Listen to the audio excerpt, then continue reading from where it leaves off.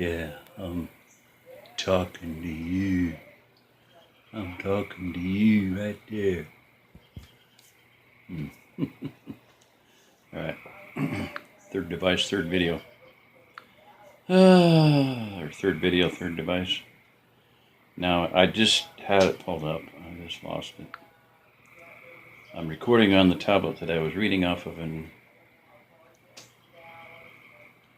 reading off the tablet I was recording on. Romans, countrymen, lend me your ears.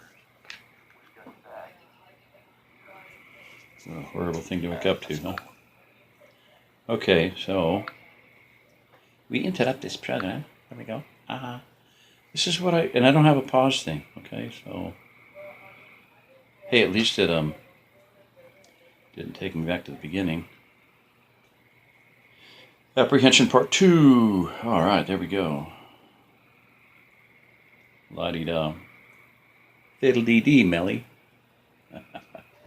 Mel's not listening, though, because Mel's got limited internet. Not that I say that because of her, just from, Gone with the Wind. Fiddle-dee-dee, Melly. Frankly, my dear, I don't give a damn. Red. August 29th, the Brink, part 1. That should do the trick now, Deputy Horn, the communications tech said as he began to pack up his tools. It's not the prettiest setup I've ever put together, but remembering which device you're plugged into would really help. I'm just going to keep going. I know where to plug it into. It's over here and at the bottom. All right. The other day I switched one, I plugged it in partway through, and I could not tell the difference. Okay. It's not the prettiest setup I've ever put together, but with having to make do with whatever we can lay hands on since impact, it's good enough. Shouldn't blow down in anything less than a hurricane or a tornado, and you've got enough height on the tower now that you shouldn't have any trouble hitting the main antenna in Gainesville. Anyone putting out 1 watt or better on a handheld CB should be able to hit your tower pretty well, out past the county line, so it'll cover your sector and a fair bit more. I'm still working on the FRS antennas, but when I get them set up, we'll rig you out for that as well. The lower rigs are your TV FM scanner antennas, which ought to increase your range there too. John shook his hand and said, proud to see it. We've got a dog hunt coming up this Saturday, and we'll need to be able to coordinate movement. It'll be a sort of working exercise to get the bugs out of our community security program. If you hear thumping, that's the cat trying to slam a bug to the floor. Body slammed the bug. He's pretty noisy. He romps in the middle of the night. I'm like, shut up out there. The tech replied, yeah, I've heard you rural types have been having a problem with dogs going feral and packing up. You don't see very many in town now. Nothing for them to eat, and I think maybe people are starting to eat them. Ann came out and said, Mr. Gaskins, would you like to sit to the table with us? We're just about to have lunch. Well, I've got 2 more rigs to set up out Newberry's ways. He hesitated, but if you don't mind, I think I will. She smiled and said, well, you're welcome. It's nothing fancy, but it's hot and filling. They all went in and washed up at the sink, then sat to their meal. John looked around the table and asked, where are the kids? Anne replied, Melinda and Heather are over at the Daniels helping out. More of an excuse to spend time with kids their own age than anything else. Judy and Chuck are there too. They're Rick's sister's kids. Not sure how much work Kate's going to actually get out of them, but at least they'll have some fun. Since the attack on Sunday, everybody's been so tensed up, it'll be good for them to let off some steam. Lisa called from the clinic and said she'd be home late, but that Miguel's boy Roberto would escort her so she wouldn't be riding home alone in the dark. John nodded, then asked Ted Gaskins about his allusion to the dog problem in town. Is it getting so bad they're starting to eat the dogs now? Ted nodded his head. Yeah, I think it is. We're just not getting enough food shipped in to adequately feed everyone. Between the damage to the roads and rail beds, the fuel shortages, and the military having priority for its transport, there just isn't enough food coming in, and it's getting pretty hungry in town.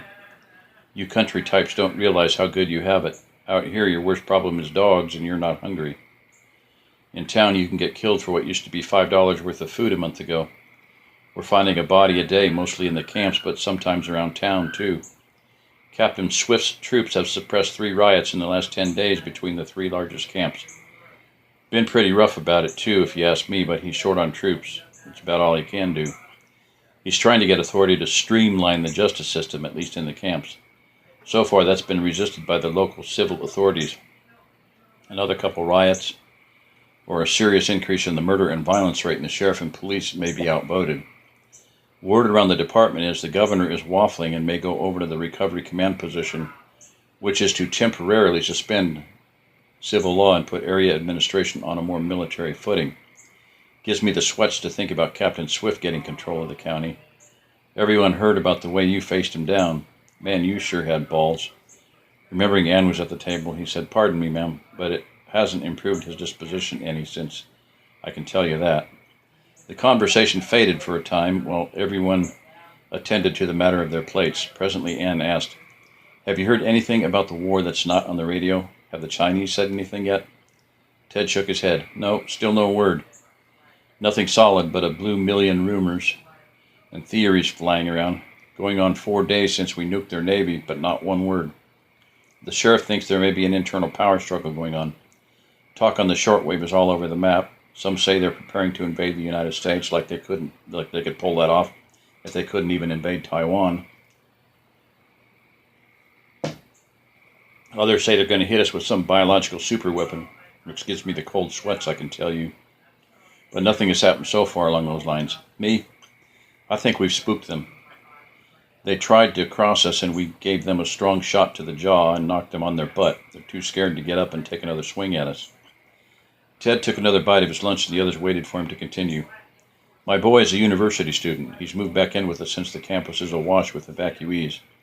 When the power's up, the university still has their internet connection, so he logs on at our place. There's his board. This board he reads that's left over from the Y2K nuttiness a few years ago. Pretty wacko in spots, but they do get a lot of news flowing through which you don't hear about on national news. Been a lot of violence in LA, St. Louis, someplace in Louisiana, where they've got a big camp set up for survivors from New Orleans. Some fellow in New Hampshire says there's talk about a revolt in the New England states if the Recovery Command doesn't send in a new commander. The present one seems to be a little too handy with a gun when it comes to suppressing discontent. Another fellow claiming to be in Pennsylvania somewhere says he's seen the Navy loading bodies onto barges. Says there's so many to dispose of, they're dumping them at sea. Hard to say how much of any of it's true, but it does make you wonder. I was talking to one of the health department docs yesterday, and he said the Chinese don't need a superbug. Plain old cholera and typhoid will do it for them if we can't get our water and waste systems better squared away in the camps. May be right, too. Getting to be pretty squalid. It's for sure that they're having a dysentery problem. Some people are so stupid.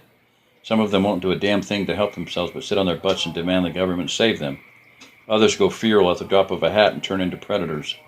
There's plenty who want to work, but there's just little for them to work with.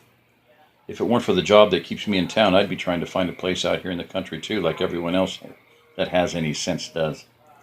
Turning back to his plate, he gave it his full attention for a while, and when Ann offered him seconds, he gratefully accepted. Presently, Robert said, "Well, I can live with silence if it means they're not sending missiles. Maybe when we rebuild, this will mean we'll have to go back to building stuff here in the U.S. again. Maybe that no one will want stuff made in China after this." John said, "Well, we can hope. For sure we ought to be concentrating on rebuilding the U.S. rather than buying more cheap crap from China. If we don't get into some general nuclear exchange or bio war, this fracas with them may work out for the best." When the soup and cornbread was finished, Ann brought out a cake. "You're kidding," Ted exclaimed. She blushed and said, "Well, it's nothing special, just plain old chocolate.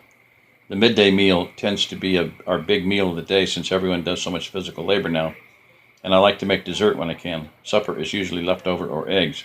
Would you like a slice?" The man hesitated, then asked, "Mrs. Horn, if it's all the same to you, may I take my slice with me? I'd like to give it to my wife, if that's okay." "Well, sure it's okay, but there's enough here for both of you to have a piece. You've done us a big favor getting that radio set up the way you did. The least we could do is feed you a decent meal." With a grin, he accepted his plate, took a bite, then his face fell. 30 days, he said. "It's not even been 30 days, and we're come down to this." He slowly savored every forkful until it was gone. The meal over, Ted looked at John and said, "I've just got to look over your portable rig real quick, if you like, before I have to head north." Turning to Ann, he said, "Ma'am, that was mighty fine, and I sure appreciate it. She smiled. I'm glad you enjoyed it.